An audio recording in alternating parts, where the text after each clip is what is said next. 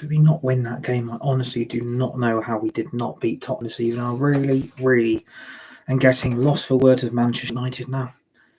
Hey guys, good evening. Welcome back to the channel, United Red Devils 20 on YouTube. Hope you all had a great weekend. Hope you all had a good day. Hope you all had a good Sunday evening. And all looking forward to a brand new week in January 2024 this year. First of all, do me a massive favour for me. Hit the like button, hit the share button, hit the subscribe button if you're new to the channel. United Red Devils 20 on YouTube. Share the video. Hit the tweet button, hit the retweet button. Remember to always remember to put that notification bell on at all times to receive dedicated content right throughout the rest of 2024 on the channel. For more Fortnite, Fall Guys, F1 23, we've got Avatar, Frontiers of Pandora. We have got Call of Duty Modern Warfare 3. We've got EA Sports FC 24 career with Manchester United content coming up as well. More previews, more match reactions, and more brand new stuff planned for these next few months in 2023. So please subscribe if you're new. And good evening to everybody, and welcome to the Premier League final score between Manchester United and Tottenham, finishing 2-2 at Old Trafford this evening. Another frustrating Manchester United performance, Manchester United result, and another disappointing game. And Gary Neville's right. I have to agree with every statement that Gary Neville has said today that Spurs absolutely dominated Manchester United off the front part today. I could not believe how good Spurs were at Old Trafford. We go 1-0 up with inside 4 to 5 minutes, and Manchester United, can't hold on. It says quite a lot. It's getting to the point now. It's getting very frustrating. It's getting very annoying, and Manchester United simply aren't good enough. That point has done us no good today. That isn't good enough, I'm afraid, from Manchester United's point of view. That performance as a whole. You have let Tottenham come to Old Trafford and absolutely play you off the park in the second half. Spurs have already got 6 to 7 first-team players out of the match today against Manchester United at Old Trafford, and Spurs have dominated the game, controlled the possession, controlled the midfield, and basically going forward, Spurs look more of an attacking front. And for me, Manchester United, when you are 1-0 up inside 5 minutes, we are meant to be building on that lead, and we can't. And for me, I'm not surprised by it. It's just the same old Manchester United, same old story. Man United aren't clinical enough. And honestly, when you make such a good start to the game, you get the confidence, you get the positivity, and you get the atmosphere inside Old Trafford that you think Manchester United are going to be able to hold on to the result today and manage to get another huge 3 points, which was desperately needed. And unfortunately, as it says in the title, Bentancur, the Tottenham midfielder, has rescued a point for Tottenham, which was a very, very good clinical Tottenham performance. I think Tottenham and Postecoglou are going to come away from Old Trafford very, very happy with a point because, we did deserve to take the lead. We did start the game on the front foot. We were the better side in the first 5 to 6 minutes. And, a great goal from Rasmus Højlund to absolutely smash it into the top bins, into the top corner of Vicario's net in the Tottenham goal. And then Manchester United, simply, as soon as we scored the goal, I thought Man United fell massively flat. And I don't know why that is. I felt as soon as we got the 1-0 lead, I felt Manchester United took their foot off the gas. And I couldn't really understand that. I can't really justify why we struggled when we went 1-0 up. For me, you really should be building on that lead, building on the momentum you've got and being able to find the second goal before half-time to maybe go 2-0 up at half-time instead of going 2-1 up at half-time. But it's just, Manchester United, it is no surprise we concede the goals we concede. I mean, the Richarlison equaliser, which I find really very baffling, to be honest with you, when you've got, a 60 million goalkeeper who was meant to be the saviour for Manchester United from Inter Milan, just due to one good performance in the Champions League final against Manchester City, where Manchester City unfortunately won 1-0 and have gone on about their Champions League victory. This 60 million goalkeeper in Onana is meant to be keeping the ball out of the Old Trafford net. And unfortunately, it is not just down to Onana today. It's down to that defending in the box because Richarlison has been given an absolute free header on goal. No one's marking him. No one's defending the ball. No one's trying to clear the ball out of the penalty area to defend the Manchester United goal. And, Richarlison has had a free header and has put the ball into the back of the Old Trafford net and got Spurs the equaliser. And then he starts doing his stupid little chicken dance, thinking he's on fucking Pop Idol. And I think, he deserves that goal. And I think for me, that's down to bad Manchester United defending. As when you've got a corner from the opposition, you are meant to be clearing that ball out of your own penalty area, trying to defend the ball from going into your net. And Richarlison's been left unmarked. Like, I cannot believe the way he was given a free header on goal. And what annoys me even more is at Onana's back post, there's no one there. That back post has been completely unprotected. There is no protection, and there's no one on that back post trying to defend the ball from ending up in the net. That is Manchester United defending as a whole. It's absolutely shit. And for me, that's an inexcusable goal to concede, really. You're 1-0 up inside 5 minutes, and all of a sudden, Spurs have come out of the blocks and started to dominate you. Man United do not build on their momentum. They get lazy. They get cocky. They get a lack of confidence. They get a lack of positivity from an early goal. And fair play to Højlund for smashing it in. I honestly didn't expect Højlund to get on the score sheet today. Thank God he's now starting to find the back of the net in the Premier League, which is a massive positive sign for Manchester United going forward. But it's just the equaliser which has done my head in the most. That you do not defend like that in the penalty area. You do not defend like that from a corner from the opposition. You are meant to defend both posts in the penalty area. And when one has been left completely unmarked, then that goal is more likely to go in than not go in. And Richarlison, to his credit, stands tall, stands strong, and heads out, plays Varane, Evans, Diallo, sits those Man United back full down on their asses and puts the ball into the back of net, and Tottenham get the equaliser. And then all of a sudden, the momentum of Tottenham is absolutely immense. That team there is absolutely phenomenal. Like, Postecoglou has done a fantastic job at Tottenham. Like, I honestly expected Manchester United to win today. I honestly thought we would have beat Spurs, but unfortunately, when Manchester United are failing and Man United can't defend properly, then are you expecting Manchester United really to get the 3 points today? The clear answer for me is a blatant no. We should be beating Tottenham. We really should be beating teams like this at Old Trafford. And unfortunately, push comes to shove, it just doesn't happen. Like, Spurs outplayed us. Like, I can't speak highly enough what the job Postecoglou's done. And all the critics and all the haters and all the doubters that, thought Postecoglou wouldn't last 5 minutes at Tottenham, is now being proved that this manager actually knows what he's doing. The momentum and the confidence and the players going forward Spurs are trying to build around the team, they actually get what Postecoglou is trying to do, and the way of the style of play that Tottenham are trying to influence. At Manchester United, I don't see any style of play. I don't see any charisma.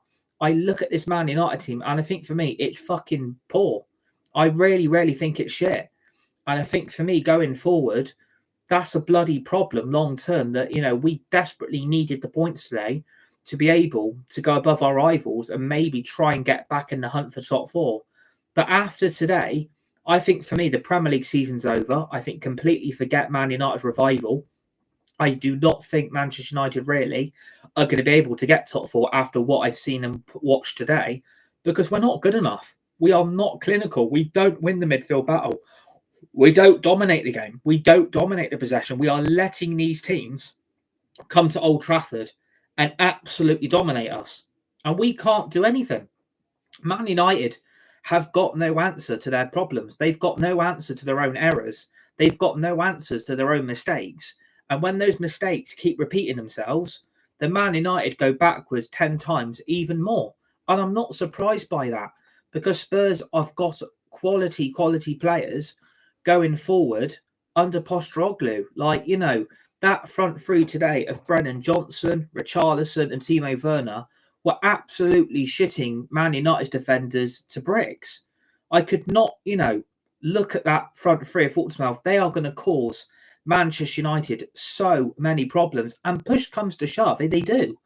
Brennan Johnson is a quality player. Timo Werner will score goals for Tottenham. And obviously, he only had his debut today. And obviously, thank God Diego Dalot managed to pocket Timo Werner in his pocket. But, it just shows that I can see the Tottenham identity. I can see what Tottenham are trying to do. At Manchester United, I don't see no identity. I don't see what we're trying to do. I look really confused at this team, and I think to myself, what is it we're trying to play? What's the style? What is Ten Hag trying to influence on the pitch? Because clearly that's not happening.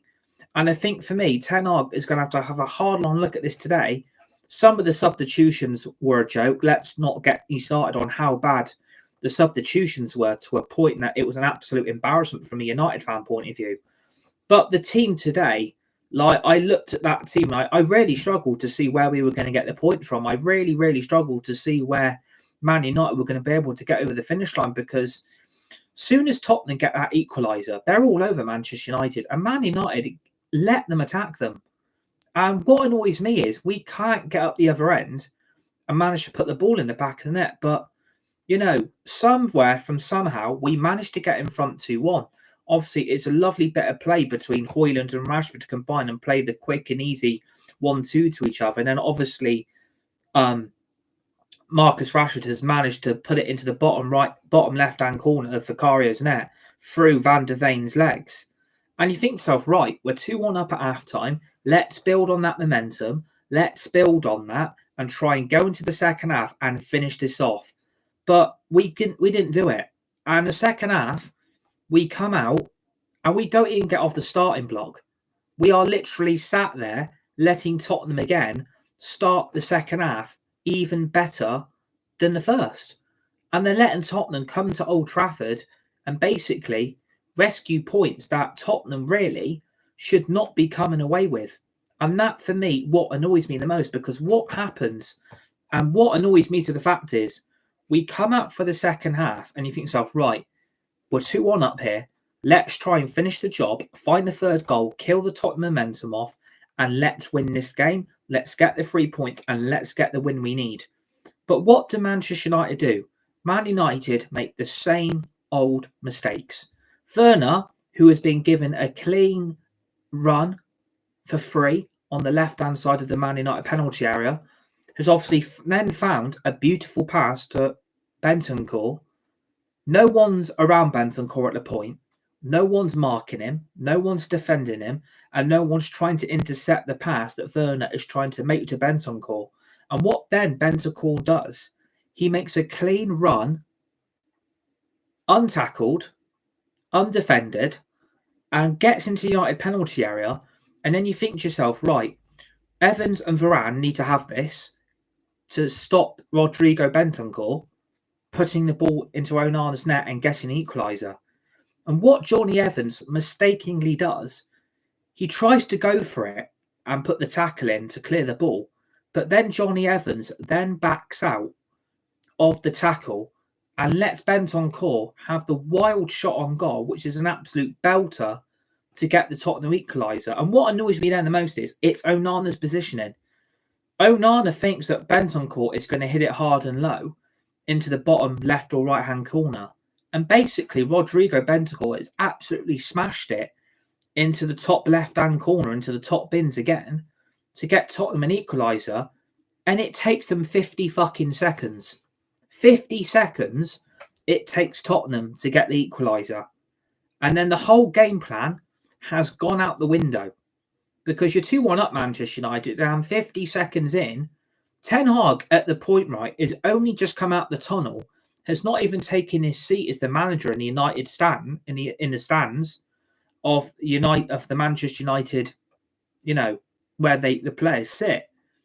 And he's not even taken his butt on his seat. And he's come out and Spurs have already got the equaliser. And then the game plan for the second half, I would have fully expected, is to try and find that third goal, kill Tottenham off. The game's won, the points are ours. But, 50 seconds in, Manchester United can't hold on. And that, for me, isn't fucking good enough. 50 seconds in, Manchester United, and you're letting Tottenham dominate you and letting them get the fucking equaliser. And it's like, I couldn't understand why Bentancur was allowed to just have a free run into United penalty area, and no one's around him, by the way. Not one of our players is trying to stop that run from happening. The United midfield is nowhere to be seen. The back four are just standing there like statues, and Bentancur's like, you know what?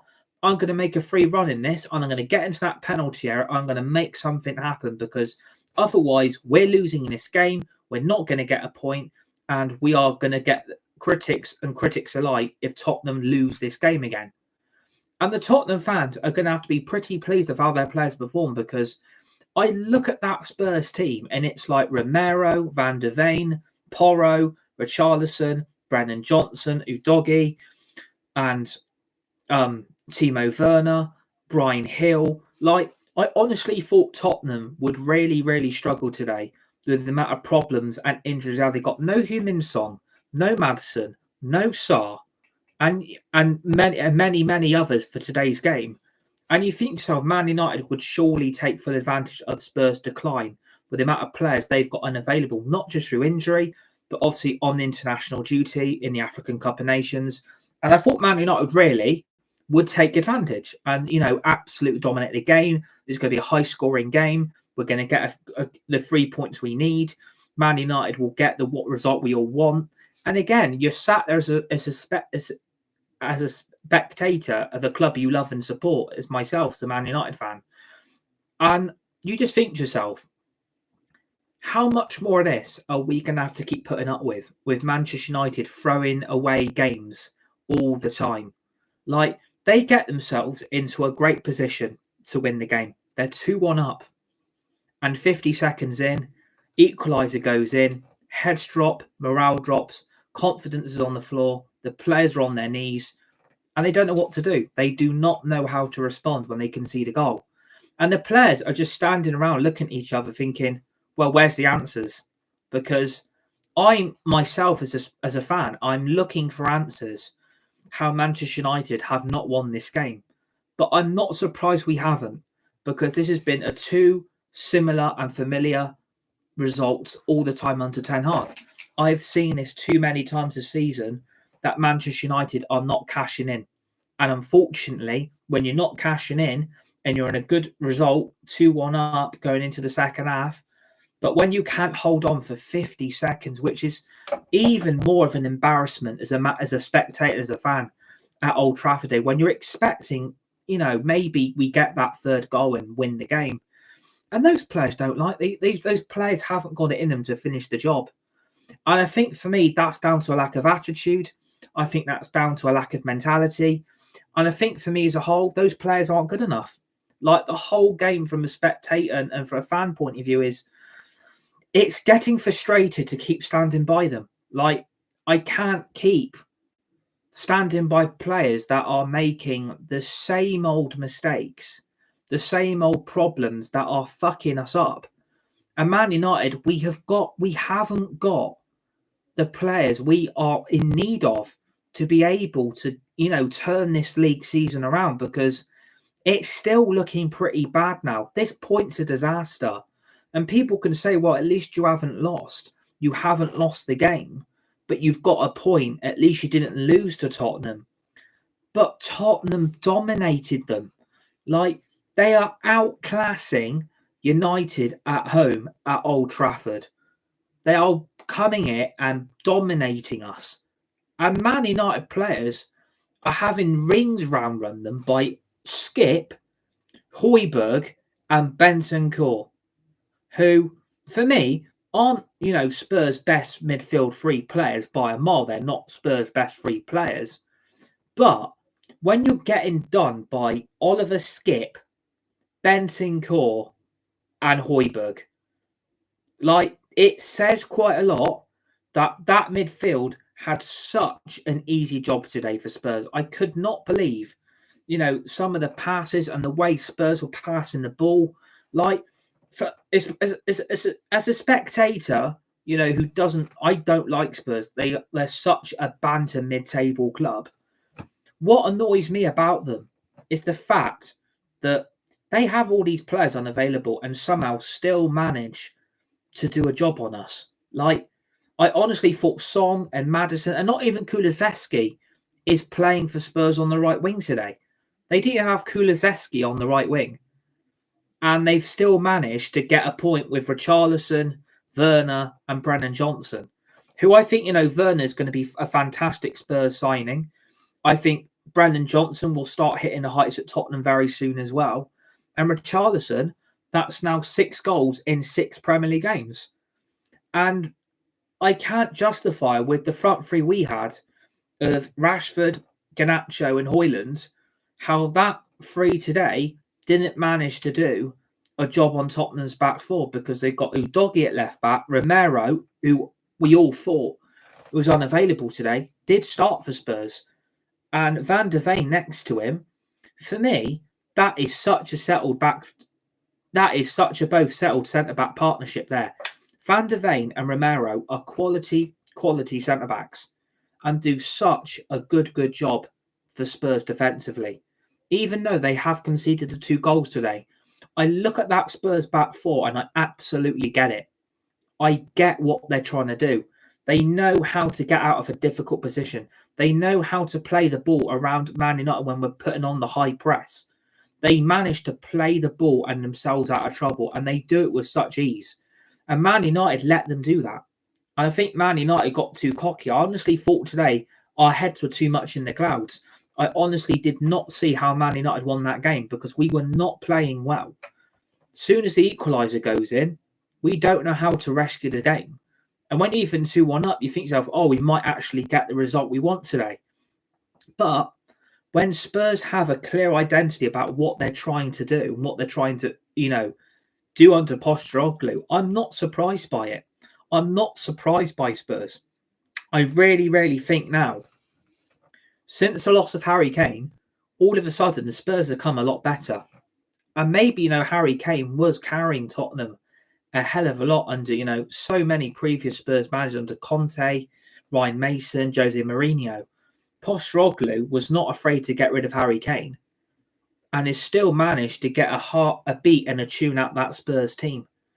I think if Spurs had their available players today in Song, Maddison, Kulusevski, Sarr, Basuma, if Spurs would have had all of them available to them today, Spurs would have hammered Manchester United. And I'm not afraid to admit that. I think Spurs would have done so much damage on United's goal because Song would have created so many problems. Maddison, absolute world-class midfielder. And Kulusevski, an absolute ideal right winger for Tottenham, who offers so much going forward. At Manchester United today, I look at that team, I look at those players, and I say to myself, there's too many players here now that are getting an opportunity that aren't good enough, who aren't consistent enough, and are getting frustrating even more every time they pull on a Manchester United shirt. And I'm getting sick of it. I'm getting tired of it. Players like Diego Dalot and Aaron Bissaka, both going forward and both defensively, are shocking. Like, for me, when you've got right backs playing at left back and right backs who are meant to be right backs not good enough anyway, no wonder we haven't got that combination play between the right wing and the right back position. Because if we had that, we would have been a lot more of a threat on the right wing today. That also didn't help by, again, deploying Alejandro Garnacho, who is not a right winger, on the right wing. And I don't understand why we're still doing it. And this is what I'm not getting. This is what I'm not getting from Ten Hag, is why are we doing the same old playing players out of position that are not, that ain't their position. That is what I am really struggling to understand under Erik Ten Hag. When you are playing players out of position that can't really play there, we are somehow still doing it. And I don't get it, because I thought Garnacho today, even though he's got huge potential and he's still quite young, I thought he was bloody dreadful. I thought Garnacho today was terrible. I could not believe how bad Garnacho was. And I think for me, that was down to, Udogie's defendant left back. Absolute quality left back going forward, Udogie.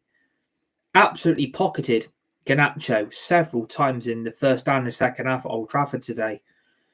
We've got to stop doing it. But when we don't have a right winger now, because clearly what I figured out from the Garnacho performance today is clearly we all deep down know, I think we've got to realise as a Man United fans and Man United fan base and supporters, Pellistri isn't good enough, and Pellistri will not get given a chance because he's crap anyway.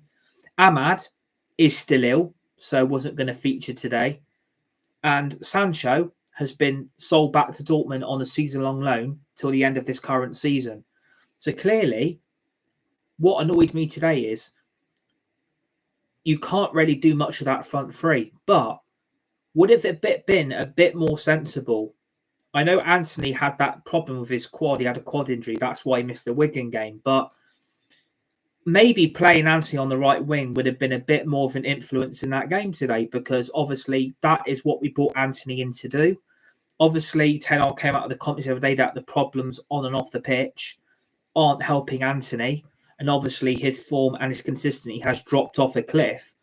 But I think for me today, if you had a bit more of a pacier right wing with a left foot that we all know Anthony has got, maybe that would have been a lot more consistent to cause Tottenham's back four a few more problems than what we created all game. I think for me, that would have been a bit more of a problem-solving mystery, because I think for me, I think playing Anthony on the right wing would have been the better option than deploying Garnacho, because Garnacho on the right wing does not work. And I think Ten Hag has got to realise this. You can't keep playing this front three. It doesn't work. Like Garnacho on the right, it doesn't work. If you want to get rid of Pellistri, just sell him permanently. If you want to put a buyback clause on the contract, I don't care. But you've got to realise he's basically stuck with Garnacho and Anthony on the right wing, because he ain't got no Ahmad. Pellestri's going to look like he's going to go on loan. And then you are stuck with Garnacho. So I think for me, Garnacho had one of his worst ever performances in Man United shirt ever since I've seen him pull on the first team shirt. I think Garnacho was terrible. Like, he frustrated me so many times today that Man United could have done better without him. I honestly think for me, that would have been a bit more of an influence. But, the problem is with that, you've then got Rashford on the left. I mean, we all know Garnacho prefers to be on the left wing.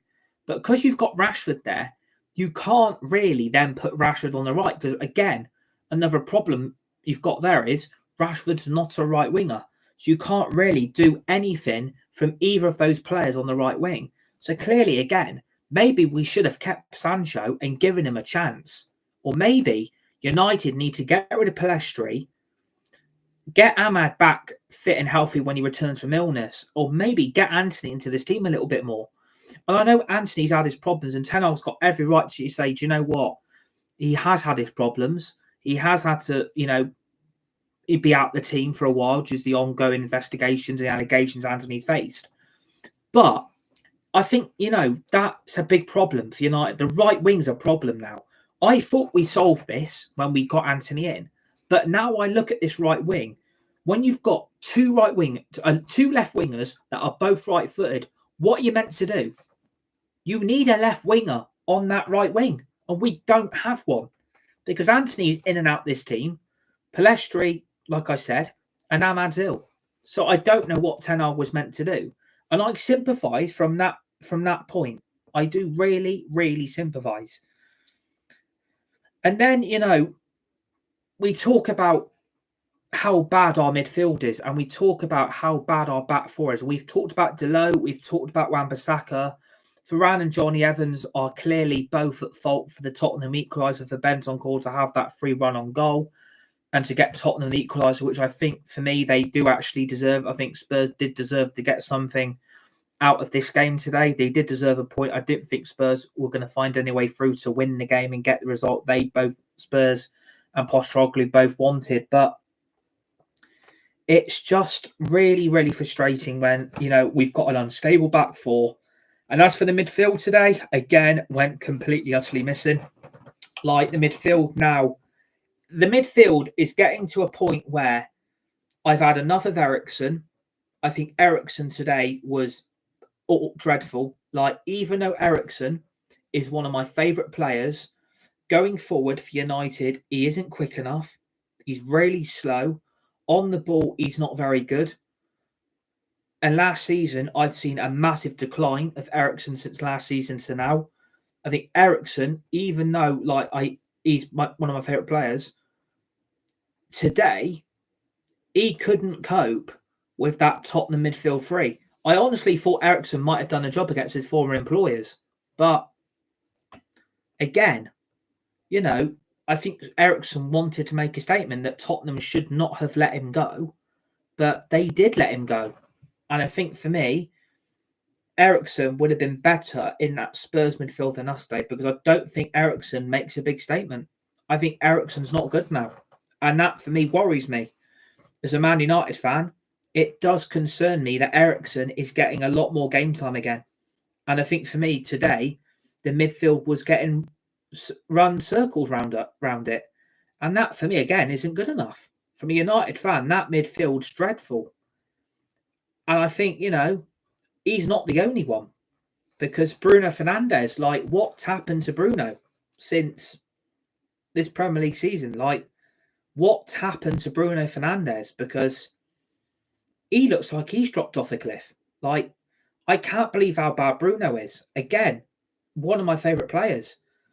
But logically today, it's just pure frustration every time he puts that captain's armband on. He hopes decisions are going to go his way all the time. And you can see the frustration. You can see that anger. You can see in that United midfield, Bruno Fernandes is starting to become a liability, because it was just pure frustration all game long. I did not see anything from Fernandes today that convinced me that, he did well in that midfield. I thought he was so bad. And that's not me trying to say, we need to get rid. But today, what did he really offer in that United midfield? What did he really do to influence the midfield battle? I think for me, nothing. It was frustration all game long. Playing stupid passes that weren't making our players, trying to play ridiculous through balls that weren't getting to our front three, playing over the top and over hit crosses into the penalty area that our strikers and our wingers couldn't get onto. I'm just seeing Bruno hit, 50, 60 yard passes all the time. And I don't know why we're trying to do that. I think we need to, keep to the basics, do the job you're meant to do, and not try and do it and go over the top about it. And I think for me, today, there was no leadership for me. There wasn't no United captain there. It was just try and make something happen in moments. And I think for me, Gary Neville, again, made a point. He said we saw this under Mourinho and Van Gaal and Moyes and Solskjaer and Rangnick. United are relying on moments. And I think he's right. I think he's absolutely spot on. I think Man United are relying on moments. I think we've turned into Moments FC. We are relying on a special moment or a moment to influence our game, influence our result, and for Man United to get over the finish line. And we can't keep doing that. And unfortunately now, Ten Hag has become a victim of that problem. We are relying on moments of glory and moments of unexpected happiness. And I think, Gary Neville's right. I think United are massively reliant on, moments of happening that we don't expect. Expect the unexpected, basically, at Manchester United. That's how I feel. That's the vibe I'm getting now. We are relying on moments of unexpected glory. I don't see any precision. I don't see any character. I don't see how Man United win games of football. Like, the league season, like I said, is clearly over. We're out the Champions League. We're not going to get top four. We're going to be lucky if we qualify for Europe. We got knocked out the Carabao Cup by bloody Newcastle. And now, look at them now. Absolute fell off a cliff under Eddie Howe. And now at Man United, it is rely on moments of glory. When you go 2-1 up, you should not be conceding within 50 seconds. You shouldn't be doing it. And that has cost us today. If Man United would have not let that happen and they found the third goal, we win this game. And United can't get over the finish line. It's simple as that, really. And I think for me, again, today, I think the substitutions, like we said, Anthony was brought on for Rashford. And then what I was surprised with there is Rashford's reaction to the substitution. Because I thought, for me, Rashford was our best player today. And obviously, I'm not a massive Rashford fan. I don't really rate the guy. I think Man United long-term would be better off without Marcus. But I think for me today, like I said earlier in this video, in this live stream, that him and the gameplay between him and Højlund for Rashford to find his goal and then to nutmeg, Van der Veen to get us the lead to go 2-1 up. But second half, again, is trying to take on way too much. Trying to do it all on his own. Trying to, cut it back inside on his left, cut him back inside on his right and try and take on every Tottenham player that's in front of him. And then you could see the frustration and the anger in his facial expression, his body language when he was brought off for Anthony, because I think Marcus really thought he was going to play all 90 minutes and be kept on to try and somehow win Man United the game. But I think Marcus Rashford dropped off a cliff in the second half. I think, we go, he gets his goal. Fair play to him to get us in the lead. But second half, I saw two different sides to Marcus Rashford. And I thought, I was going to give him, man of the match. I still might do that. But second half, he just fell off a cliff and he looked like the same player we've seen all season long. And I think for me, we can't keep putting up with that. Like, clearly there's an attitude problem because of the way he expressed himself when he got substituted. But what were we meant to do? Like, I don't think Ten Hag was going to use Palestri. We found out. Ahmad ain't available, and the only option on the wing he's got is Anthony, because I think then Ten Hag decided to deploy Garnacho back on the left, and we couldn't really do a lot. So at the end of the day, the substitution was made, but I think Marcus Rashford should have reacted better and been a bit more humble and been a bit more, okay, I can see why you've made that sub. I can see why you've made the decision to get me off. But I just expected a little bit more understanding from Marcus Rashford's point of view that he can't play all 90 minutes. But again, we haven't got the options in this team. Like, we don't. And I think people need to realise that. But what a moment in the 94th minute. Garnacho, puts an absolute beautiful ball into the Tottenham penalty area, and not the player I want to get on the end of it, but Scott McTominay has a huge, huge opportunity. No one's around him. No one's marking him. And he's in Tottenham penalty area with eyes lit up, the net lit up in bloody neon lights, and basically heads the ball and it goes over the bar. And that was the huge opportunity to win the game. If Scott McTominay wins this game, the crowd erupts. We win the game and we get a huge 3 points. But he absolutely has missed an absolute sitter. I could not believe Scott McTominay missed the opportunity he had in front of the Tottenham goal. If he heads the ball down into the ground, that ball ends up in the back of Vicario's net, but he heads it over the bar, and it is like no one's around him. No one's even near him, and he's got a whole big empty space of room because Tottenham don't see the run McTominay makes to get the header onto the ball. But if McTominay did what Gary Neville said to do, he heads that ball into the ground, United win the game, get the 3 points, and Man United go up the Premier League table. But the opportunity is gone. It's gone now. The opportunity has been missed. We've missed an absolute sitter of an opportunity to win the game. And unfortunately, I did say this about Scott McTominay. He ain't good enough either.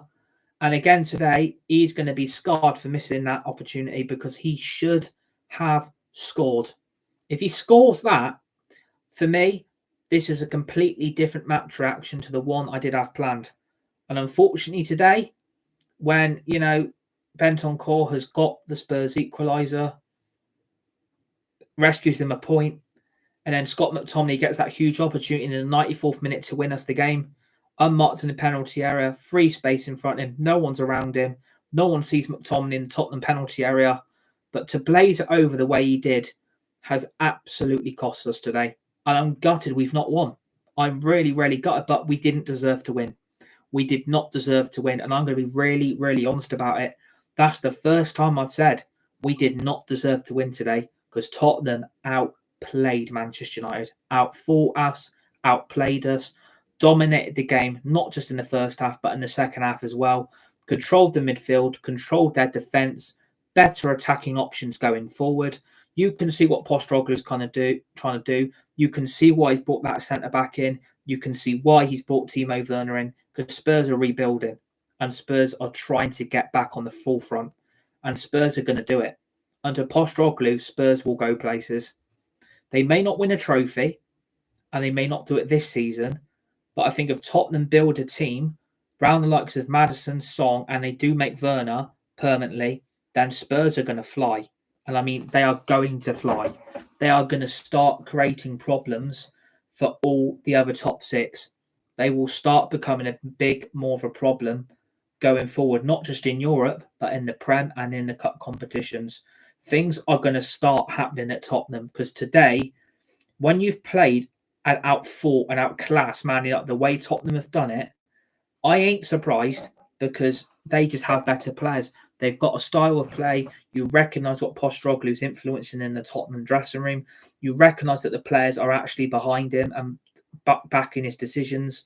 And you realise that Spurs are going to go from here to up here because based on that today, Spurs are going to start climbing up that table. And for me, it's a big worry. I've never known Tottenham to dominate Manchester United the way they did today. I'm not surprised. I think Spurs have done a fantastic job getting a point. Both their goals, one of them is questionable from our defending. The second one, again, is questionable from our defending. So basically, both our goals today have fell down to defensive errors in our penalty area. And Man United have got no response. I don't know why. When we went 1-0 up, all of a sudden, did anyone notice the atmosphere in Old Trafford fell flat on its face? Like, I've never known Old Trafford to be that quiet after we went 1-0 up. And I don't know why. It's a weird, weird situation. I've never seen it. But it felt so flat today. We went 1-0 up and Man United's confidence just fell on the floor. Like, I don't understand that today. Is something happening that we don't know about behind the scenes? Or, I don't know, but Tottenham deserve every point they... And credit to Postecoglou for the job he's doing. Absolute full credit. Spurs deserve the point. They've got the point they needed and they deserve to not lose this game. If Spurs, like I said, had their better players available, look what they would have done. They would have destroyed us today. If they had Song and Maddison and Kulusevski and Sarr and Basuma, I think Spurs would have done serious damage to that Man United team. And it would have been 4 or 5-0 at least today. Because the opportunity Spurs were creating on that United goal, at times it was frightening. Timo Werner's pace in the end, Diego Dalot was eventually getting caught out. And I know Dalot did an absolute great job in the first half, pocketing Werner in his pocket. But, come on. In the second half, Werner was all over them. Like, I know obviously only 2 goals in 8 games for Leipzig isn't great, and only 2 assists in 8 games ain't great either. But I think Timo Werner is going to make a big impact on this Spurs team. Don't rule it out. Do not rule Timo Werner being an absolute superstar in a Spurs shirt. I think Postecoglou has recognised something that no one else saw. And like he said, when Spurs were giving him the opportunity and gave the idea to Postecoglou, Spurs jumped to the chance and got it. And I think for me today, that is why that equaliser happened, because Werner has made a piece of beautiful magic happen, played that ball beautifully to Bentancur, and Bentancur's gone on a free run. Like, what are you meant to do? Like, you can't defend against that. And United ain't got no excuses, but I'm so frustrated today by the performance. We didn't deserve to win. Spurs should have won. Simple as that, really. We didn't deserve a point. Spurs should have won. And I think for me, they should have. But look at the opportunity Mctominay gets right at the end. But it's the same old Man United, same old story. They ruin yet another weekend for the fans and the supporters of this great historic football club. And it's the same old problems. We've got a January transfer window, which we're going to talk about in the early hours of Monday morning. We're going to do a 15-day assessment of what this January transfer window so far at Manchester United has been like. And there's going to be a fucking lot to talk about. So look out for that. Man of the match today. I think for me, Rashford for me was our best attacking option. Apart from that, nothing else. I can't say that attack was great. Marcus Rashford was our best player going forward, was more of a threat than Højlund and Garnacho, created so many problems for the Spurs back four inside the first half as well. In the second half, he did drop off, but I think I'm going to give it based on the first half performance of Manchester United.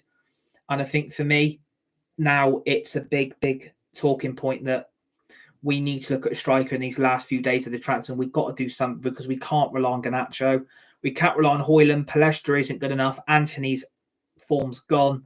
We've shot ourselves in the foot here, but are you surprised? I'm not, but we'll talk about that in the early hours of Monday morning. We will talk about what's going to happen from there. So Rashford gets my man of the match, but it ends United 2, Tottenham 2. So that is where that ends today. So I enjoyed the final score and the Premier League reaction between United and Spurs. United 2, Tottenham 2.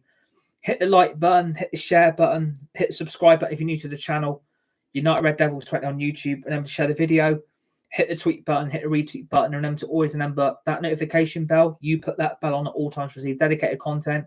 Coming up with brand new stuff right throughout 2024. We're bringing Avatar, Frontiers of Pandora to the gaming series. We're bringing Call of Duty, Modern Warfare 3. Soon as Kingdom Hearts 4 is out, we'll be getting that as well. GTA 6 will be coming. More previews, more match reactions. And yeah, plenty of live gaming this week. And obviously an exclusive, I will be at the Bristol City game at Ashton Gate on Tuesday evening. With my mates John and Josh, we're going to watch Bristol City versus West Ham United in the FA Cup third round replay at Ashton Gate, 7:45 kickoff. If you want to come and say hi, come and say hi. I will be exclusive live at Ashton Gate. Plenty of matchday vlogs, matchday clips coming up from Tuesday night as well. Hopefully Bristol City do a lot more than what bloody Man United have done today. It wouldn't surprise me if Bristol City get a shock West Ham result, get through to the fourth round of the FA Cup, and then who knows what else might happen. But yeah, come and say hi. I'm obviously a Bristol City fan myself. Obviously, really looking forward to Tuesday. Looking forward to having a good break from everything. Good game of football. Tuesday night kickoff. FA Cup fourth round. The magic of the cup might just happen at Ashton Gate. But yeah, come and say hi. We'll be live there with content, matchday vlogs, matchday clips, which will be up on the channel straight after the game. Yeah, and nice meal out on Tuesday as well. Going to nice Weatherspoons, which is going to be great. Maybe fish and chips, maybe pizza. But yeah, United 2, Tottenham 2 is the way it ends on matchday 21 of the Premier League season. But yeah, we didn't deserve to win. Tottenham got a point and outplayed United. Nothing more I can say. Enjoy the rest of Sunday evening, enjoy the rest of your day, enjoy the rest of your weekend. Stay safe, be nice, be kind to each other. You're all legends, you're all legendary, and I'll see you on the next one.